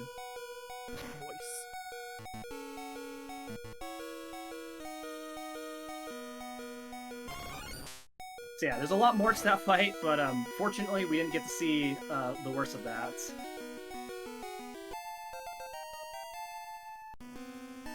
Also, something you notice on Sabrina is after we fought Sabrina, Sabrina tried to give us our TMs, but we have exactly 20 items in our bag, which is how many items we can carry at a time.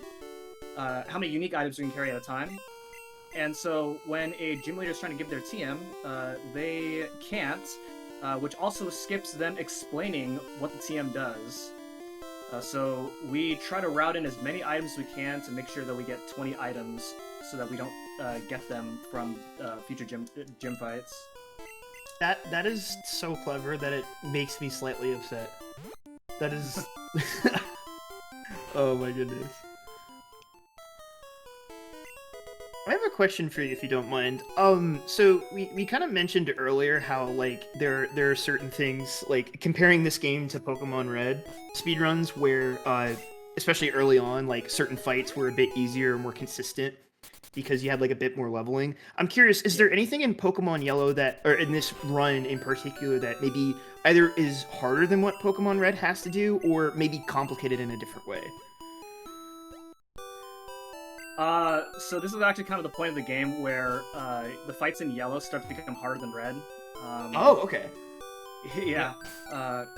You want to take over the explanation? I gotta focus on this menu. Yeah, absolutely. Basically, there was a change between Red and Yellow to fix the fact that most of the endgame Pokemon had agility and would use it as if the Psychic type was super effective on Nidoking, so they would just opt into using agility over and over and over again and never attack you. So you have free setup on a lot of the end game fights in Pokemon Red. Whereas in Pokemon Yellow, they either I can't remember off the top of my head for some reason whether they fixed the AI to not use non-damaging moves that way, or if they removed agility from the move pools of these trainer Pokemon, or otherwise they would have had to like change the ordering at which you learn them or something. But the point is, they made it much harder because you could get damaged immediately at the beginning of these fights while you're trying to do the setup. Interesting. Okay, so it takes basically it makes it maybe more consistent early on, but trades that for more volatility in the late game. That must be terrifying from a runner perspective of just like, oh, as the run goes on, there's more risk incurred. Yeah. We call the end game. I like that a lot more in this game. It always makes it really exciting in this game. Yeah, a lot of adrenaline at the end of a Pokemon Yellow speedrun. Yeah.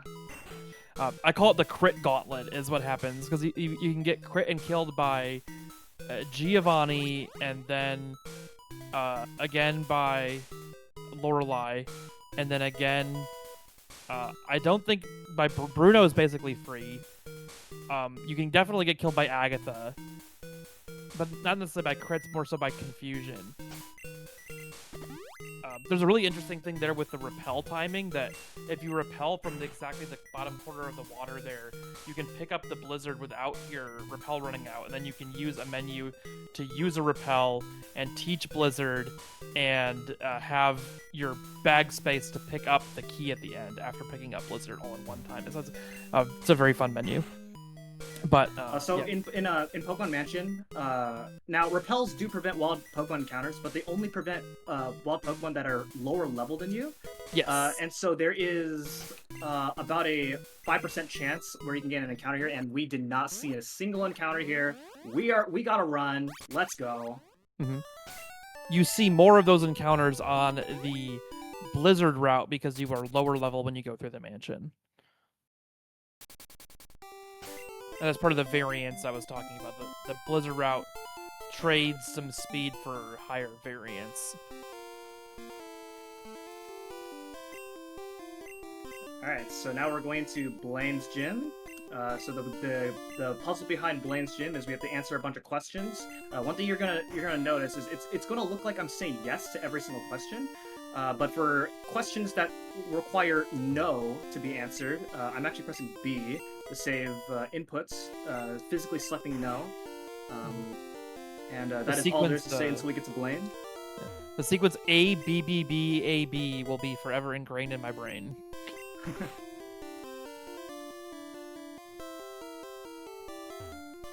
Tombstoney. Oh yeah, that's my favorite one. When are we getting that as an actual move? Come on, Game Freak. Get with the times, Game Freak. Just a reskin of Rock Tomb. That would be funny. Alright, so to explain Blaine, so we're going to use Earthquake all the way. We're setting an X attack on the Rapidash. The Rapidash has Stomp, Growl, and Fire Spin, and Takedown. We don't want to see Growl, otherwise I have to use an extra Earthquake and then do a slower strat later on in a later fight. And then I also don't want to see Fire Spin because that wastes time. It's a trap move. Now, if I do get Growl, then that means the Arcanine takes 2 hits, 2 Earthquakes to beat, and one of the moves that Arcanine has is Fire Blast, and there is a 1% chance where if it crits me with Fire Blast, then I am guaranteed dead at full HP. This is a great example of the complexity of routing again in Pokemon Yellow. There was a question always of whether it was better to set up on the first or the second of Blaine's Pokemon based on their movesets, and basically impossible to strictly calculate which was a better option. So a Pokemon speedrunner named Stringflow ran Monte Carlo simulations of just literally running the game over and over and over again from different RNG points to figure out which was technically faster and or safer to do. And that was a rerouting decision after my initial routing that was improved by that simulation that they set up on the second Pokemon now. Alright, so after so long, we are finally doing the 4th gym. I completely forgot that we haven't even done Celadon yet. Yeah. The badge routing is hilarious in this. I forgot that Kanto is secretly a Metroidvania this entire time. Yeah, it's really interesting. You know, all these Kanto games, like the most interesting in my opinion is the routing in the Let's Go games, where you delay the 3rd gym for a very long time. This is how the routing works in that game. But yeah, so we just use Ice Beam here. I think the reason we do Erica 7 is because Ice Beam would normally be a range, right? For some of these Pokemon? Yeah, Is that correct? you have Okay. to delay doing Erica forever because even with all of the tech we have, you don't kill a Pokemon reliably without levels too. Yeah, and I think one of Erica's Pokemon has a trap move, which would be pretty devastating if we have to deal with that. Absolutely. I had tried at one point trying to route like thrashing them, but you just don't have enough damage.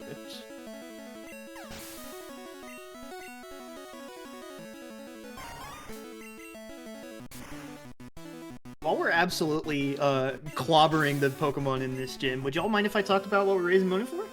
Yep. Yeah, so we are raising money for Point of Pride. If y'all don't know about Point of Pride is a trans-led and 501c3 nonprofit, and they have served tens of thousands of people in all 50 states and even over 100 countries by providing access to gender-affirming health and wellness services. Some of which include their their electrolysis support fund, which is a scholarship-like program that provides direct financial assistance to trans femme people in need of permanent hair removal services they couldn't afford otherwise.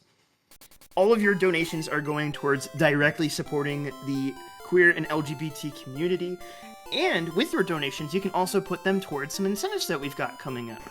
During the next run, we've got a bid war determining whether or not we are going to spare or kill a certain Lord British. And then coming up much further on tomorrow for our Link's Awakening randomizer run, we have an incentive to take Marin on a date. Because honestly, I think we need to take Marin on the date because Marin's best girl. I'm sure you would agree, M-Chan, as someone who's run Link's Awakening in the past. Yeah, absolutely. I love Marin. Yeah, and also for the randomizer, we've also got a heaping of choices to replace our character sprites, such as Kirby, the bunny from Link's Awakening, Martha the Mermaid. I think I remember who that one is. And then some characters from the Oracle games as well. So, if you have a preference, you could forever change the fate of that run at Power Up Pride 26.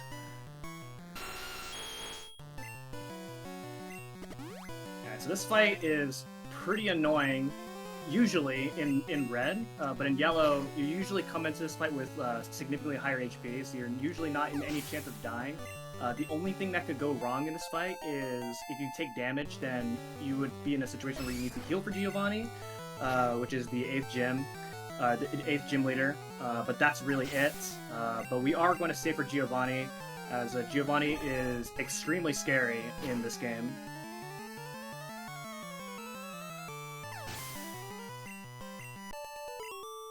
So the thing that makes Giovanni really scary is his first Pokemon is Ductrio, Ductrio can either go for Earthquake Dig, Sand Attack, or Fissure. Giovanni can also go for an item. So we either want to see Giovanni use an item or Fissure for the best case scenario.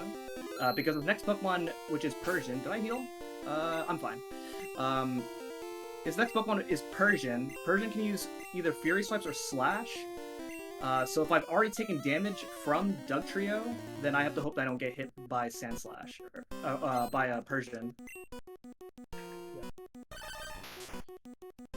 The Dugtrio's Fissure will whiff on you if it uses it because it has to not only hit the 30% chance, but also has to outspeed you. So us using There we outspeed go! right there is perfect because Nice. we then cannot be damaged by the Fissure.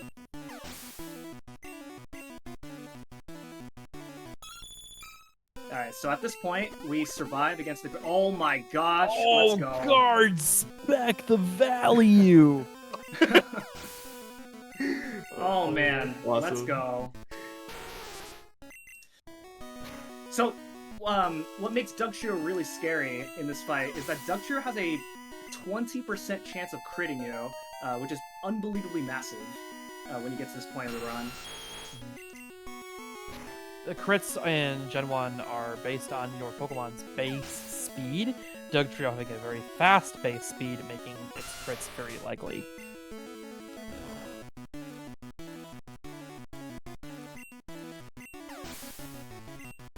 Man, I don't want to say anything. There's still some bit of run left, so I don't want to say how this run's going just yet. But yeah, that was a really good fight. Really happy with that. Damageless Giovanni, you don't see those very often. We've only gotten through one of the next 5 gauntlet options.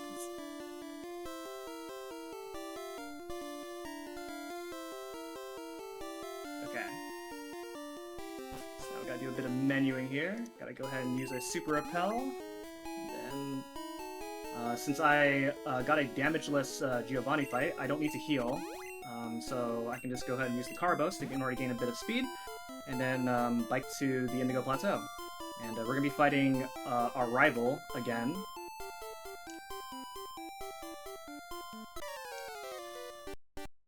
And this rival fight shouldn't be too hard, especially in our current HP.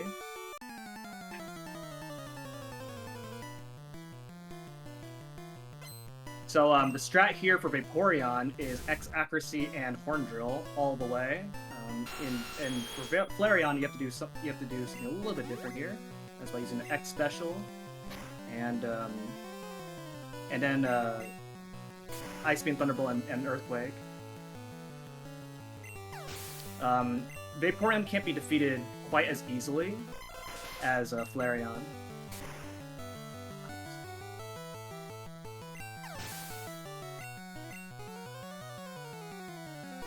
So then, what makes horn drilling through the fight not an appealing option? Because you mentioned that you would prefer Flareon for that reason, right? Yeah. Do we You actually need know focus why? here. I think it's just a PP consumption. Oh, right, because it only has 5 PP. That's Yeah. right. Yeah. And there's setup involved and stuff, so it just anytime you use it, it involves complexity. In the tasks, we actually don't ever get Earthquake, and then we teach Fissure from Giovanni, so we have both Fissure and Horn Drill, so we have more PP to work with for both of those moves, and then we also have a ground move to fight Agatha with. So if you paid attention there, the rival said we need more practice. Yeah, maybe I do need a bit more practice in this run. Alright, so my HP is actually really good here, so I can actually do a different strat in this late game. So one of the things that we can get here in the Bad Reception area is a Max Ether. So we're going to go ahead and use it in order to fill up our power points, and also skip the Pokemon Center in the Indigo Plateau after Victory Road.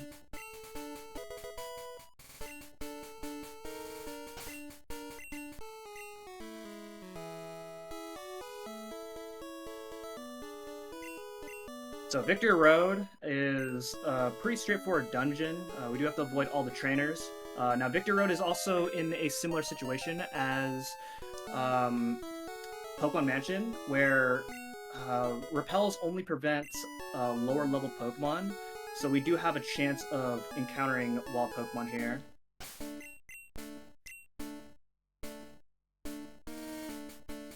Okay, nice.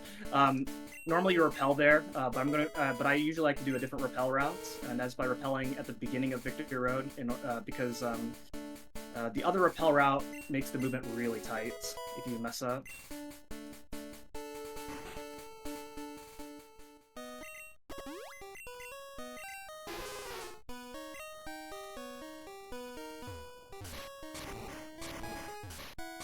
we just have to go ahead and solve the puzzles here. The puzzle is by using strength on these switches.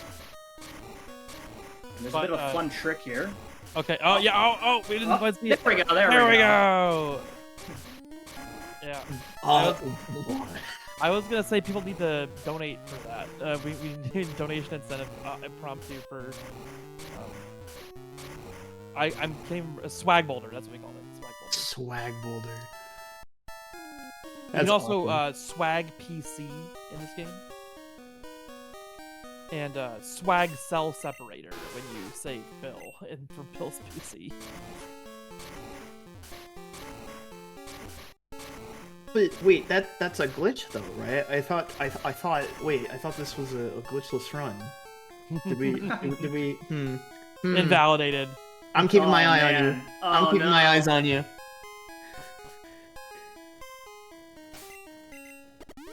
You just see the pop up from like Fallout 4. Everyone just like that. Alright, so this is the floor where I can get random encounters.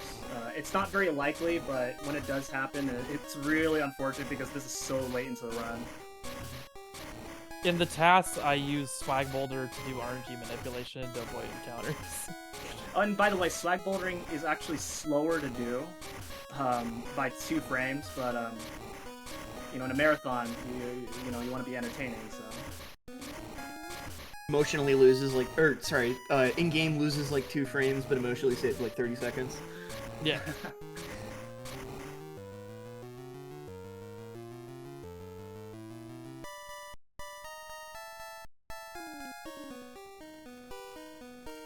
Just gotta go around these trainers here. Okay. Oops. Alright, so because I'm doing a different route here, I'm gonna go ahead and use an elixir.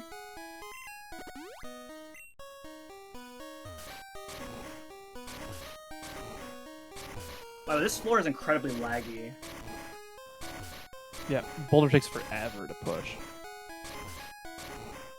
But yeah, basically the swag boulder thing is possible because it puts the dust of the boulder based on the direction of your character and not based on where the boulder is going. Oh, that makes sense. So I just did a couple more there for the fans. Okay, no encounters. Oh man, this run is crazy. Can you get encounters on the ice beam route in? Yes. Okay. Alright. So now we have to deposit our Pokemon because it is faster on the Hall of Fame. They don't show up on the Hall of Fame. Yep, faster deposit them than the Hall of Fame. Oh, no fast PC though. Sorry. Alright, and then I'm also going to buy some full restores. Normally you don't do this, but the Elite Four can go pretty badly if I'm really unlucky. Shouldn't happen, but we'll see. Alright, now I'm also going to save here because I am dead to a crit at full HP. Alright, so Lorelei, the first Elite Four, has some very specific AI. You want to talk about that? I don't remember it. I'm sorry. It's been too long. Okay. So the Dugong it's the has rest Volbeam... issue. Yeah. Oh yeah. Yeah, Dugong I think it actually is it in red that it uses rest turn 1 much more often? In yellow they changed it. I think it's the other way around. I think because in red he always uses rest turn 2. Okay. Yep. And in yellow it always uses rest turn 1. Yeah. Okay. So yeah, it's mainly the Dugong that you have to worry about, and then as soon as you survive Dugong, then the rest of the Pokemon you just Horn Drill. Yeah.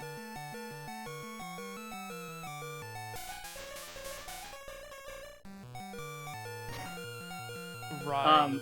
Now if Dugong uses Bubble Beam, that is it has a chance to lower my speed, which means I have to use an X Beam, which would be pretty scary.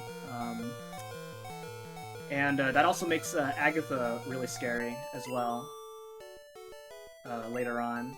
But fortunately we didn't see that. go ahead and use a 4-star here. And then I'm also gonna heal just to be safe for the rest of the Elite Four fights. Nice. I'm not that likely to die on this next Elite Four fight, but in case something goes really poorly. You can like get burned by fire punch, right? It's like Yeah, you can get burned. nothing really that matters, but it's annoying. Yeah.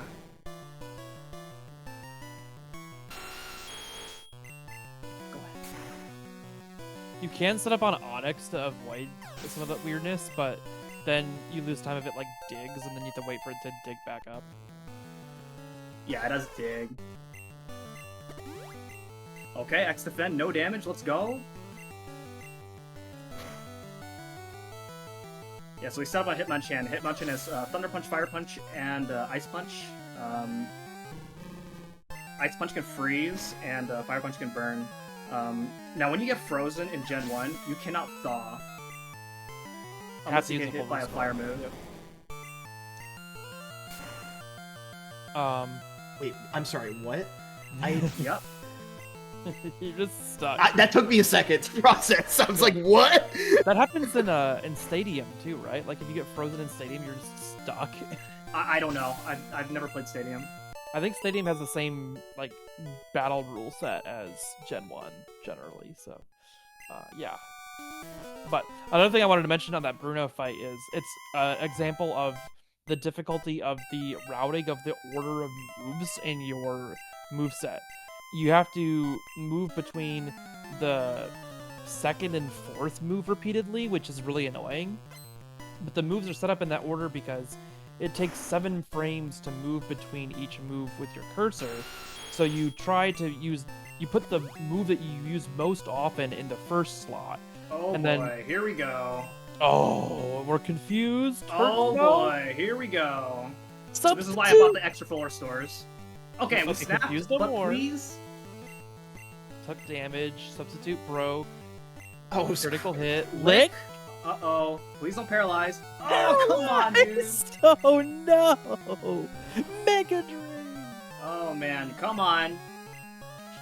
Okay, so Alright, now alright. do you need to use an Yeah, X I'm still speed? gonna 4-store. Okay. But then you'll still have the speed drop because if there's a bug in Gen 1 that if you get paralyzed, the speed drop is not fixed by a full restore.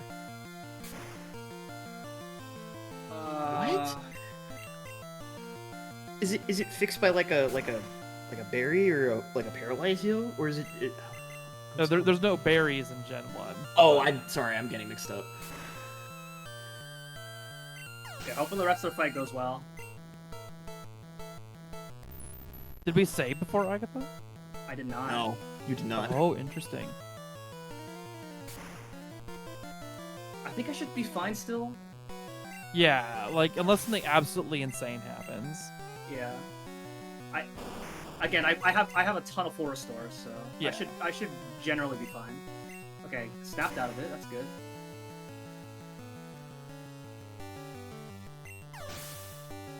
Yeah, even in regular attempts, this can happen too.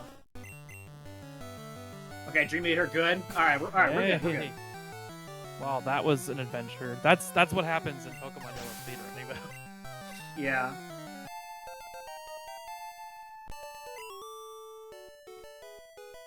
Alright, so next up is Lance. So Lance will lead with Gyarados. So we're going to set up with an X special. We are dead in 1 hit to a crit. Lance's Gyarados will always use Hydro Pump because it's smart AI. However, Hydro Pump does have, I think, a 20% chance to miss, which is definitely what we want to see. But also, as a fast Pokemon, it has a very high chance to crit. Yeah. So definitely saving here. that was another great Now, example of like that definitely could have gone a lot worse on Agatha. Oh yes, definitely. And normal full and in regular attempts, you don't normally buy 4 stores there unless you really need it. So you have like the 2 4 stores that I picked up going into that fight, and you really don't want to use the 2 4 stores until the last 2 fights.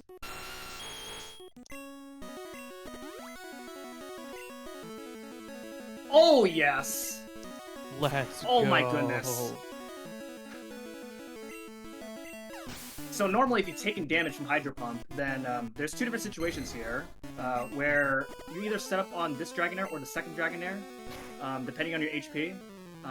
The second Dragonair, if you have to set up on it, has Bubble Beam, and which Bubble Beam can lower your speed, and it's really bad if your speed gets dropped in this fight. Yeah, the lore of the implications of this are horrifying, but Earthquake kills the Dragonairs in the Blizzard route. It's like this should not make any sense. The Dragonairs are like half flying, slithering beings. Yeah. They look like snakes to me. I don't know. I'm not sure I buy that. Alright, I think a lot of the 3D games they like float, but yeah, go ahead. Yeah, alright, so we got... Yeah, they do float. Okay, so we got one more fight, and that is the champion fight, which is our rival yet again. Chat, I want you guys to spam live, because I am dead to full HP. I am dead from full HP to a crit. Sandslash will always lead with Earthquake, and that is the last Pokemon where I can die. So please... I hope I... Oh, I didn't even save. Okay, you didn't save? We're good. Hopefully we're good. Oh no! Here we go. I should be fine, hopefully. Oh. I went muscle memory there. It's all good. We're good. Everything's gonna be fine. Nothing can go wrong, right? This is hopefully. This is Pokemon Red. It's just Pokemon Red now. Everything's fine. All right, come on. So we're gonna use an X special Gen 1 here. miss. Come on, live. Nope. No Gen 1 miss. Okay. Please! HP bar. Come on. Come on. Come on. Yes! Okay. Yes! Okay. Let's go! Okay. And you could have also Gen 1 missed the Ice Beam, but we survived that. That's true, that's true. I could also Gen 1 miss the Alakazam too. Oh, because of the Earthquake? Okay. Yeah. Woo! Alright, now the next Pokemon is Executor. I have to set up an X accuracy. Executor can use Hypnosis, which means I have to wake up my Nidoking. Alright, let's go! That's it! We take those. Okay, but it's still not over yet because the Magneton is a very favorable range. I can still miss the range, but not very. It's not likely that I'll miss the range. But we'll see what happens. Okay, let's go. Oh That's it. Goodness. Yeah, I think if I were doing, I would do a higher XP route for a marathon because of that range. That's a risky range to have so late. Oh man, I am so relieved. That was intense. Yeah. Whew. All right. So that is Pokemon Yellow. Deathless too. It is really hard to get a deathless run for this game, and I'm really happy we made it. Yeah, that alone is rare. Yeah. I guess the only major thing that went wrong is having to reset on the Viridian Forest manipulation. But even then, that one was a really fast reset. And that wasn't even your fault. Like that was an IGT. Yeah. Yeah. Thank you everybody for watching. Time will be in a minute from now. But yeah, thank you everybody for watching. Thank you Ty Kevin for joining along. I don't think I would have done it by myself, because there's a lot to go over in this game. What's the time looking like? I don't have the...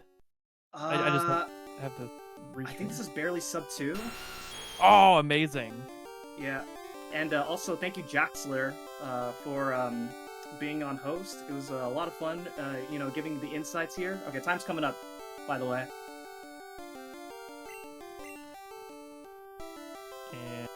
Time. 1:59:45. Wow. Yeah! Jeez. Excellent marathon run. Oh my goodness gracious. Y'all, I need y'all to go crazy or ridiculous in chat. And I need some love in the donations as well for M-Chan. Again, blown away just by the display of skill and knowledge. What an incredible run. Oh, great job, M-Chan. Thank you very much. Yeah. So, for reference, my PB is 156.17. So, even with the marathon strats, being that close to PB is still really good. So, I am very happy with this run. Are you ahead of my PB then now, M-Chan? What is your PB? I want to say it's 156.22, but it's been so long since I've looked at Oh, RTA. then yeah, just by a little bit, yeah. Like 5 I have been seconds. pushing for, I've been trying to push for 155 for a while. You know, if you like what you saw, then feel free to follow me, twitch.tv/mchan338. You know, I do Yellow as well as, but my main speed projects are of the Zelda series and Mario series. But I do Yellow every once in a while.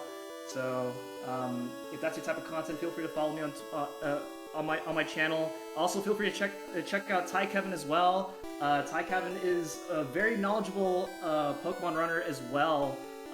So if you like his insights, definitely check him out too. Yeah, mainly check out my YouTube Tyke83 speedruns. I got tons of really in-depth Pokemon Yellow stuff and other task stuff on there, including my most recent task of Carnage Rally, the infamous weird box art game for the GBA. All right. So yeah, with that, I don't have much else to say. That is it. So thank you everybody for watching, and keep supporting Power Up is Pride. We're raising money for an excellent cause. Yes, thank thanks you for the everybody support, watching. everyone. All right. Thank you so much again, M-Chan, as well as Kevin, for just an amazing showcase of Pokemon Yellow. We're going to go ahead and take a quick break to start getting set up for the next run. We'll see you all again very shortly.